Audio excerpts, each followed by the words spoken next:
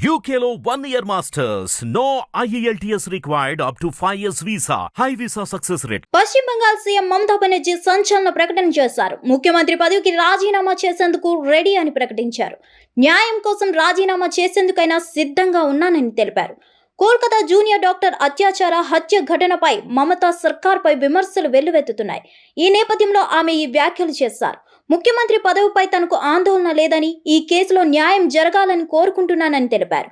పశ్చిమ బెంగాల్లో వైద్యురాలి ఘటన, అత్యాచార ఘటనపై ఇంకా నిరసనలు జరుగుతూనే ఉన్నాయి. ప్రస్తుతం అక్కడ రాష్ట్ర ప్రభుత్వం జూనియర్ వైద్యులకు మధ్య చర్చల విషయంలో ప్రతిష్టంభన కొనసాగుతుంది.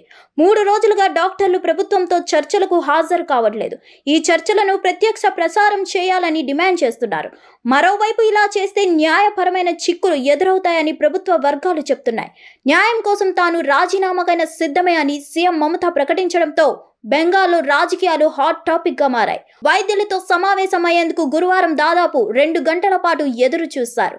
అయినప్పటికీ వారి నుంచి ఎలాంటి స్పందన రాలేదు. జూనియర్ వైద్యులు డిమాండ్ చేసినట్లుగా చర్చలను ప్రత్యక్ష ప్రసారం చేయడం, ఈ భేటీ వీడియో రికార్డుకు ఏర్పాటు చేశాం. సుప్రీంకోర్టు పర్మిషన్తో ఆ ఫుటేజీని వైద్యులకు అందిస్తాం. చర్చలు జరిపేందుకు ఇప్పటి వరకు 3 సార్లు ప్రయత్నించాం.